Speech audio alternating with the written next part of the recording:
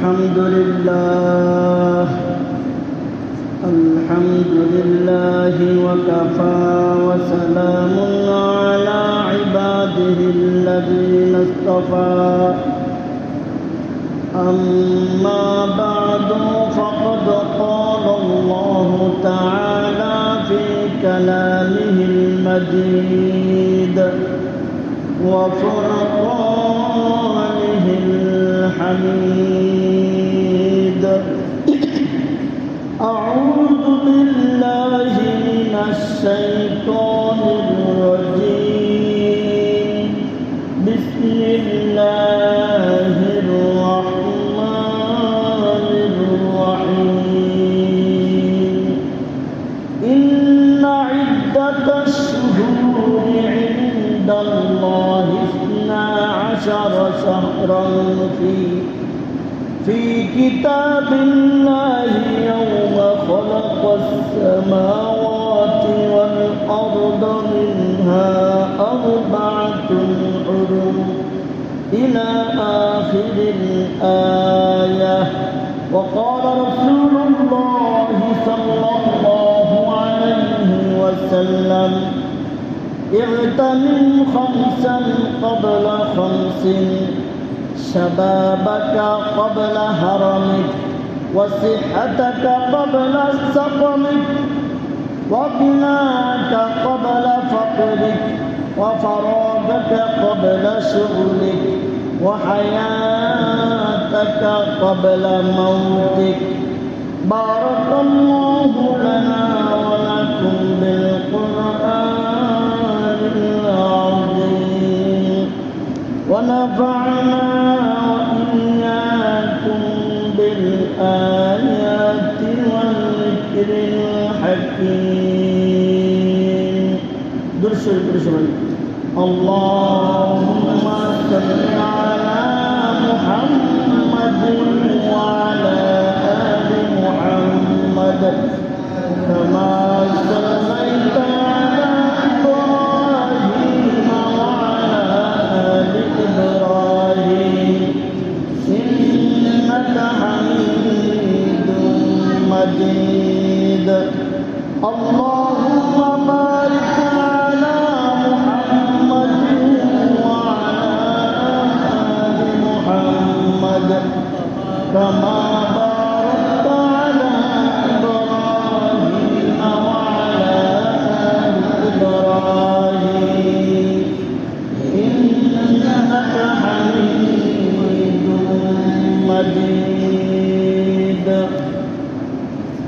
محترم হাজরিন, মহান আল্লাহ রাব্বুল আলামিনের দরবারে অসংখ্য শুকরিয়া, তিনি আমাদেরকে অত্যন্ত দয়া করে আজকে জুমার দিনে জুমার নামাজ আদায় করার পাশাপাশি কিছু দিনই আলোচনা করার জন্য, শোনার জন্য পৃথিবীর সর্বশ্রেষ্ঠ স্থান মসজিদে আসার এবং বসার তৌফিক দান করেছেন। এজন্য দিন থেকে কালিমাটা শুকর আদায় করি, বলি আলহামদুলিল্লাহ।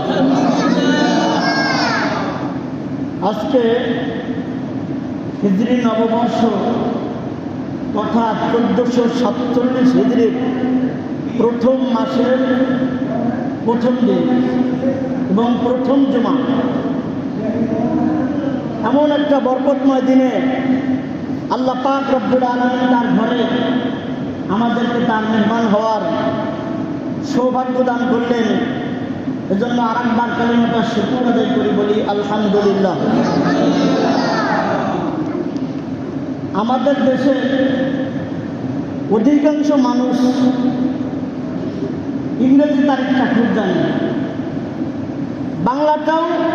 বাংলা তারিখও অনেকেই জানে, কিন্তু আরবি তারিখ কত এটা খুব কম মানুষে জানে যে আজকে আরবি তারিখ কত।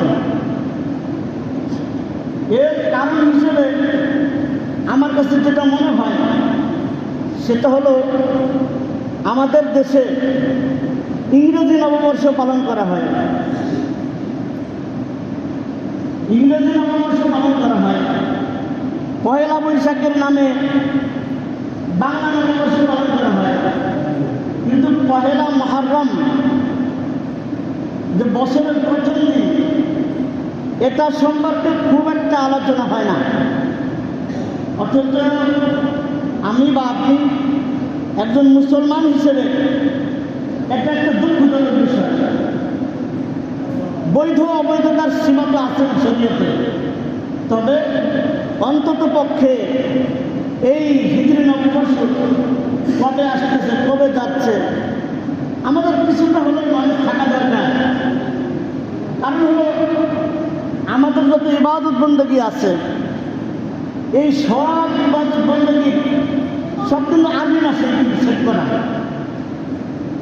আমরা রোজা রাখি, রোজা কোন মাসে হয়? রমজান মাসে হয়। রমজানটা আরবি মাস। আমাদের দেশের অনেক মানুষ, লক্ষ লক্ষ মানুষ হজে যায়। হজ কোন মাসে হয়? জিলহজ মাসে হয়, আরবি মাস। আমাদের দেশের মানুষ কুরবানি করে 10 জিলহজ, জিলহজ মাস আরবি। এরপরে ইয়াউমে আরাফা, জিলহজ মাসের 9 তারিখ, এটাও আরবি মাস। ইয়াউমে আশুরা, মুহররম মাসের 10 তারিখ, অল্প কিছুদিন পরে আসতেছে, ইনশাআল্লাহ আলোচনা হবে আগামী জুমায়। এটাও কিন্তু মুহররম মাস। সব কিন্তু আরবি, আরবি মাসের সাথে সেট করা, সাজানো। এজন্য আমাদের প্রত্যেকেরই এই সম্পর্কে কিছুটা ধারণা থাকা দরকার মুসলমান হিসেবে। অথচ আমাদের সমাজে দেখবেন বাচ্চা বাচ্চা পোলাপান এই ইংরেজিতে 12 মাসের নাম, সপ্তাহে 7 দিনের নাম, বাংলা 12 মাসের নাম, প্রতিদিনের নাম, সব যা আছে সব, কিন্তু আরবি 12 মাসের নামগুলো বলো। আরবিতে সপ্তাহে 7টা দিন, এই দিনের নামগুলো বলো। বলতে পারবে এমন বাচ্চা সংখ্যা খুবই কম। এই যে হিজরি সন আজকের থেকে শুরু হলো, আজকে পহেলা মুহররম। এই হিজরি সনের গোড়াপত্তন শুরুটা কোথা থেকে শুরু হলো? আমরা মুসলমান হিসেবে আমাদের ইতিহাস, ঐতিহ্য, সংস্কৃতি আমাদের জানা দরকার। খুব সংক্ষেপে বিষয়টা আমি আপনাদের সামনে তুলে ধরছি, খেয়াল করবেন। হযরত ওমর ফারুক রাদিয়াল্লাহু তাআলা আনহুর শাসন আমলে আল্লাহ রাসূলের বিশিষ্ট সাহাবী হযরত আমর ইবনুল আস রাদিয়াল্লাহু তাআলা আনহু, এই সাহাবী ইরাক এবং কুফার গভর্নর নিযুক্ত হয়। আমর ইবনুল আস রাদিয়াল্লাহু তাআলা আনহু ওমর ফারুক রাদিয়াল্লাহু তাআলা আনহুর কাছে একটা চিঠি লিখলেন। উনি চিঠিতে লিখলেন যে, হে আমিরুল মুসলিমিন, আপনার দিক নির্দেশনামূলক, পরামর্শমূলক যে চিঠি আপনি আমার কাছে পাঠান, ওটার মধ্যে কোনো দিন তারিখ থাকে না। ওটার মধ্যে কোনো কি থাকে না? দিন তারিখ থাকে না। এখন আপনার হুকুম বা আপনার পরামর্শ কবে, কখন, কোথায় কার্যকর হবে, এটা আমাদের বুঝতে অসুবিধা হয়। এই মর্মে চিঠি পাঠালেন হযরত আমর ইবনুল আস রাদিয়াল্লাহু তাআলা আনহু ওমর ফারুক রাদিয়াল্লাহু তাআলা আনহুর কাছে। ওমর ফারুক রাদিয়াল্লাহু তাআলা আনহু বিষয়টা আমলে নিলেন। তিনি বিশিষ্ট সাহাবায়ে কেরাম রিদওয়ানুল্লাহি তাআলা আলাইহিম আজমাইন, তাদেরকে নিয়ে তিনি পরামর্শে বসলেন। পরামর্শে বসার পর হিজরি সন গণনা শুরু করা হবে কখন থেকে, এই ব্যাপারে বিভিন্ন জনের বিভিন্ন রকমের মতামত পেশ করতে লাগলেন। কেউ বললেন রাসূল আকরাম সাল্লাল্লাহু আলাইহি ওয়াসাল্লামের জন্মের থেকে শুরু হোক, কেউ বললেন মৃত্যুর থেকে শুরু হোক। এরকমভাবে বিভিন্ন জনের বিভিন্ন মতামত পেশ করলেন। এক পর্যায়ে সাহাবায়ে কেরামের পরামর্শ করে রাসূল আকরাম সাল্লাল্লাহু আলাইহি ওয়াসাল্লাম যে মক্কা থেকে মদিনায় হিজরত করছিলেন, ওই সময়টার থেকে হিজরি গণনা শুরু হয়। কোন জায়গা থেকে বুঝছেন? হিজরত করছিলেন অনেক আগে, গেলে সাহাবায়ে কেরামের পরামর্শ ক্রমে এই জিনিসটা সিদ্ধান্ত হবে। তখন থেকে হিজরি গণনা শুরু হলো। সেই থেকে আস্তে আস্তে করে 1446 হিজরি গত হয়ে আজকে আমরা 1447 হিজরিতে পদার্পণ করলাম। আজকে থেকে শুরু হলো আগে কত সাল? 1447। তো দিন আসতেছে, দিন চলে যাচ্ছে, রাত্রি আসতেছে, রাত্রি যায় আবার দিন আসতেছে। এইভাবে করে আপনার আমার জীবন আস্তে আস্তে কিন্তু শেষ হয়ে যেতেছে। আর আমরা প্রত্যেকেই হাঁটি হাঁটি পাতা করে মৃত্যুর দিকে উঠে উঠেছি। নতুন বছর আজকের থেকে শুরু হলো। এই নতুন বছরে আমাদের করণীয় কি হওয়া উচিত? আমাদের করণীয়টা কি হওয়া উচিত? আমার যেটা পরামর্শ সেটা হলো আমাদের প্রত্যেকেই এই নতুন বছরের প্রথম দিনে এই মর্মে আমাদের শপথ গ্রহণ করা, আমার জীবনের কোনো একটা মুহূর্ত যেন বেকার না কেটে যায়। আমার জীবনের প্রত্যেকটা মুহূর্ত যেন আল্লাহ তাআলার হুকুম অনুযায়ী সব কাজে ব্যয় হয়, এটা আমাদের শপথ করা দরকার। আমরা অবহেলায় অনেক সময় কাটায় দিই, কোনো কাজ নেই, এমনিতেই সময় কাটাই দিতেছি, গল্প করতেছি, নানান রকমের অনেক মানুষ খারাপ কাজেও লিপ্ত হয়। দেখুন, মানুষ যারা জান্নাতে যাবে, জান্নাতে যাওয়ার পর এর কোনো আফসোস থাকবে না। আল্লাহ কুরআনে বলছেন, ওয়ালাকুম ফিহা মা তাশতাহি আনফুসুকুম। জান্নাত হলো এমন একটা জায়গা, মা তাশতাহি আনফুসুকুম, তোমার মনে যা চায় তাই পাবা। মনের মধ্যে কল্পনায় আসবে, কল্পনায় আসার সাথে সাথে ওই জিনিসটা বাস্তবে আপনার সামনে হাজির হয়ে যাবে। জান্নাতটা হলো আল্লাহ তাআলা এইভাবে সাজায় রাখছেন, বানায় রাখছেন। জান্নাতে কোনো মানুষের কোনো আফসোস থাকবে না, কিন্তু একটা আফসোস থাকবে জান্নাতে যাওয়ার পরেও। সেই জিনিসটা কি? সেই জিনিসটা হলো মানুষ ওই সময়টা আফসোস করবে যে সময়টা সে দুনিয়াতে আল্লাহর জিকিরবিহীন কাটাইছে। খেয়াল করেন, জান্নাতে যাওয়ার পরেও আফসোস করবে ওই সময়টা, যে সময়টা সে দুনিয়াতে আল্লাহর জিকিরবিহীন কাটাইছে। একবার সুবহানাল্লাহ, একবার আলহামদুলিল্লাহ, আল্লাহু আকবার, সাল্লাল্লাহু আলাইহি ওয়াসাল্লাম, একবার দুরূদ শরীফ। মনে করেন অ্যাক্সিডেন্ট লাগলো, আপনি একবার দুরূদ শরীফ পড়ছেন। এখন দুনিয়াতে এরকম হাজার হাজার সেকেন্ড গেছে যে আমি ওই সময়টা কিছুই করতে পারিনি, চুপ করে বসেছিলাম বা অন্য কোনো কাজে ব্যস্ত ছিলাম। এই যে আল্লাহর জিকিরবিহীন সময়টা কাটলো, জান্নাতের মধ্যে আফসোস হবে, আহারে যদি দুনিয়ার চারটা আরেকটা বার সুবহানাল্লাহ বলতে পারতাম, আরেকটা বার আলহামদুলিল্লাহ বলে আসতে পারতাম, একবার দুরূদ শরীফ পড়ে আসতে পারতাম, তাহলে আমার এই পরকালীন জীবনটা অনেক সুন্দর হতো। এজন্য জান্নাতে যারা যাবে, জান্নাতে যাওয়ার পরেও ওই সময়টা আফসোস করবে যে সময়টা সে দুনিয়াতে আল্লাহর জিকিরবিহীন কাটায়। এজন্য আপনাদের কাছে আমার অনুরোধ থাকবে যে আজ হোক কাল হোক একদিন কিন্তু মরা লাগবে, একদিন কিন্তু কবরে যাইতে হবে। আমার সামনে পরকাল অপেক্ষা করতেছে, সেখানে আমার জীবনের প্রতিটা মুহূর্তের হিসাব নিকাশ হবে।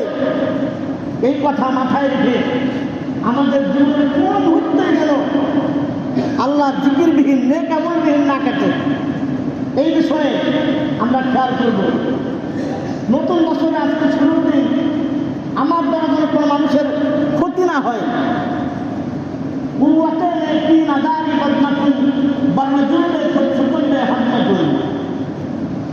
তুমি কোনো মানুষের উপকার করতে না পারলেও তুমি কোনো মানুষের উপকার করতে পারতেছো না, কিন্তু তোমার দ্বারা কারো কোনো কোনো ক্ষতি না হয়। আমাদের অনেক সময় লেখার কিছু দেয়।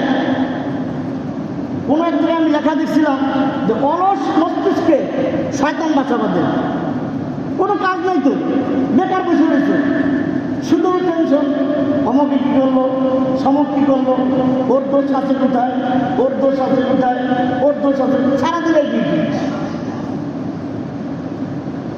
এজন্য সব সময় জিকিরে ফিকিরে থাকার চেষ্টা করা। আমি একখানা হাদিস আপনাদেরকে তেলাওয়াত করে শুনিয়েছি। রাসূল আকরাম সাল্লাল্লাহু আলাইহি ওয়াসাল্লাম বলছেন, ইগতানিম খামসান ক্বাবলা খামসিন, তোমরা পাঁচটা জিনিসের পূর্বে গনিমত মনে করো।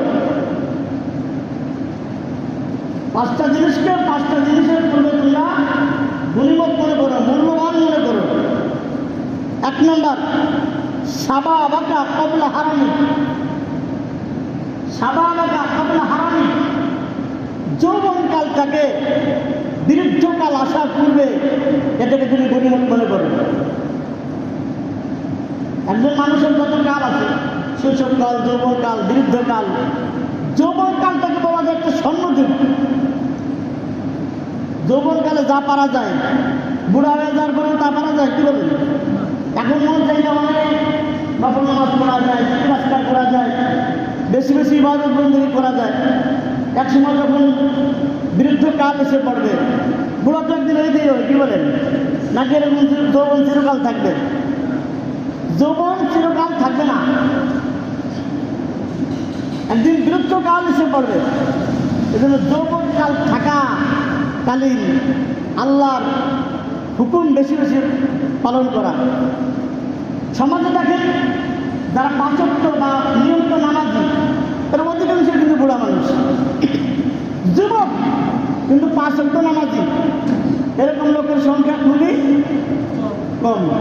যুবক মনে মনে ভাবতেছে কি জানেন, কালকে ঠিক হয়ে যাব, আগামী সপ্তাহে ঠিক হয়ে যাব, আগামী শবে বরাতে দাঁড়িয়ে রাখবো আর কাটবো না।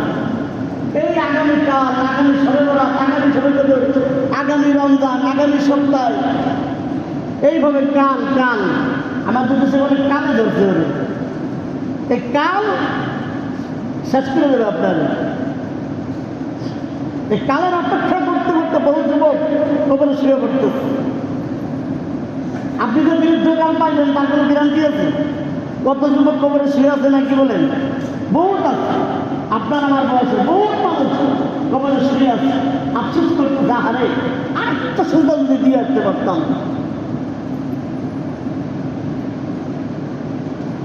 এজন্য যৌবনকালটাকে বৃদ্ধকাল আসার পূর্বে এটা গনিমত মনে করা। এই বয়সের ইবাদত বন্দেগীর অনেক ফজিলত হাদিস শরীফের পাতায় পাতায় লিপিবদ্ধ করা আছে। কিয়ামতের কঠিন ময়দানে যেদিন সমস্ত আরশে আজিমের ছায়া ব্যতীত কোনো ছায়া যেদিন থাকবে না, একমাত্র আরশের ছায়া ব্যতীত আর কোনো ছায়া নাই। উপরে সূর্যের গরম, মাটির নিচের পায়ের নিচে মাটিটা দামা হয়ে গেছে। উভয় দিক থেকে যখন তীব্র তাপ তার লাগবে, কঠিন একটা অবস্থা হবে, সেদিন রাসূল আকরাম সাল্লাল্লাহু আলাইহি ওয়াসাল্লাম বলছেন 7 শ্রেণীর মানুষ তারা আরশে আজিমের নিচে সেদিন ছায়া লাভ করবে। এর মধ্যে 1 শ্রেণীর ব্যক্তি হল তারা ওয়াশাবুন নাশআ ফি ইবাদাতি রাব্বি, ওই সমস্ত যুবক যাদের যৌবনকাল আল্লাহর ইবাদতে কাটছে। কোন কালটা? যৌবনকালটা আল্লাহর ইবাদতে কাটাইছে। এই সমস্ত যুবক কিয়ামতের কঠিন ময়দানে মুসিবতের সময় তারা আরশে আজিমের নিচে ছায়া লাভ করবে। এজন্য যুবক ভাই যারা যারা আছেন, সময় থাকতেই আমরা ঠিক হয়ে যাই, এইটাই তো ভালো হবে, কি বলেন?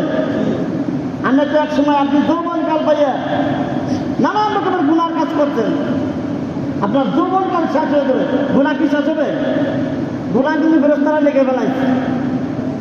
এবং এজন্য যৌবনকাল পাইয়ে আল্লাহ নাফরমানি করেন না। আল্লাহ তাআলা আমাদেরকে হেফাজত করুন। এটা হলো 1 নম্বর। যৌবনকালকে দীর্ঘকাল আসার পূর্বে সেটাকে তোমরা গনিমত মনে করো। এরপরে রাসূল আকরাম সাল্লাল্লাহু আলাইহি ওয়াসাল্লাম বলছেন, ওয়াসিহাতাকা ওয়ালা সাকামিক, তোমার সুস্থ থাকার সময়টাকে অসুস্থকালীন সময় আসার পূর্বে এটাকে তুমি গনিমত মনে করো। যে অসুস্থ হয় সেই জানে যে তার কেমন লাগে।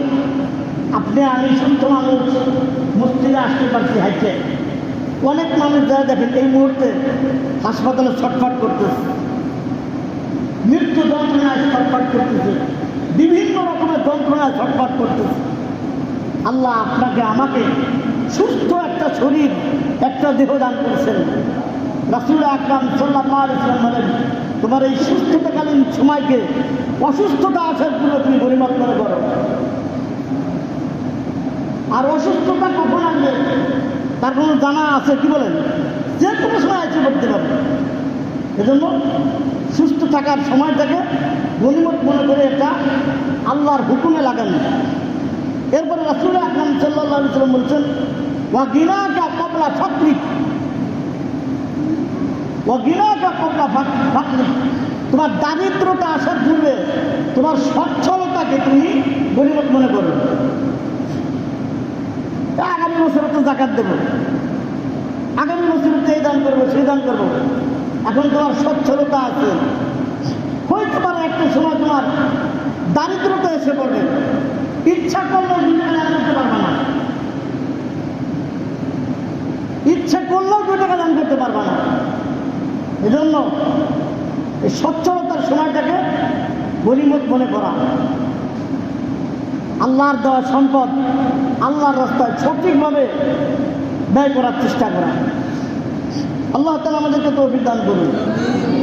এরপর রাসূল আকরাম সাল্লাল্লাহু আলাইহি ওয়াসাল্লাম বলছেন, অফারাগতা ক্বাবলা শুকরিক, তোমার যে অবসর সময় আছে এই সময়টাকে তুমি ব্যস্ততা আসার পূর্বে গনিমত মনে করো।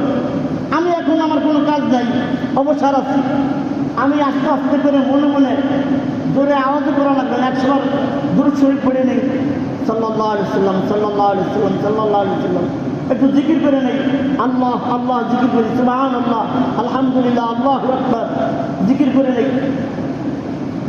এখন তো আমরা দুনিয়া বলি একবার সুবহানাল্লাহ, কিয়ামতের ময়দানে তো দেখুন যে বিশাল এক সওয়াবের স্তূপ, সেদিন বলবেন যে একটা নেকির কত দাম। এজন্য অবসর সময়টাকে কাজে লাগানো।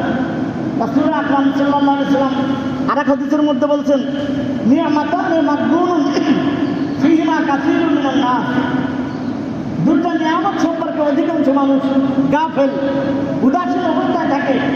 একটা হলো আসিহাতু, সুস্থ থাকার সময়, ওয়াল ফারাগ, আর অবসর সময়, কোনো কাজ নেই। এই 2টা নিয়ামত সম্পর্কে অধিকাংশ মানুষ গাফেল থাকে।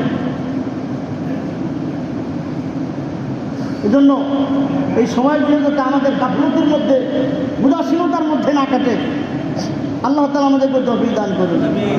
সর্বশেষ 5টার কথা বলছিল না রাসূল আকরাম সাল্লাল্লাহু আলাইহি ওয়াসাল্লাম, আর 5 নম্বর হলো ওয়া হায়াতাকা ক্বাবলা মাউতিক, তোমার হায়াতটাকে, জীবনটাকে মৃত্যু আসার পূর্বে ওইটাকে তুমি গনিমত মনে করো। এখন আমি জীবিত, আমি ইবাদত করবো, ইবাদত বন্দেগী করলে সওয়াব পাবো, মৃত্যু যখন হয়ে যাবে, মানুষের যখন মৃত্যু আসবে, মৃত্যুর পরে আর কোনো ইবাদত বন্দেগীর সুযোগ আছে কি বলেন? মৃত্যুর পরে আর কোনো ইবাদত বন্দেগীর সুযোগ নেই, সব শেষ। মৃত্যু যখন আসবে, মানুষ মৃত্যুবরণ করবে, এরপরে আফসোস করবে ঠিক, কিন্তু আফসোস করে কোনো লাভ নেই, সব শেষ। এজন্য হায়াত থাকতে আল্লাহর ইবাদত বন্দেগী করা। মৃত্যু আপনার আমার সকলের পিছনেই আছে, কিন্তু আমি যখন আমার রিজিক তালাশ করে বেড়াচ্ছি, মৃত্যু আমার পিছনে লাগা আছে। আল্লাহর যখনই হুকুম হবে সাথে সাথে খপ করে ধরবে।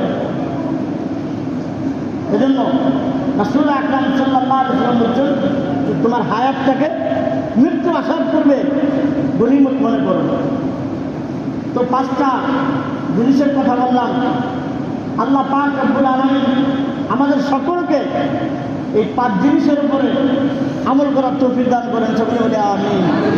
ওয়া আখিরু দাওয়ানা আলহামদুলিল্লাহি রাব্বিল আলামিন। যারা সুন্নাত পড়েন নাই বলেন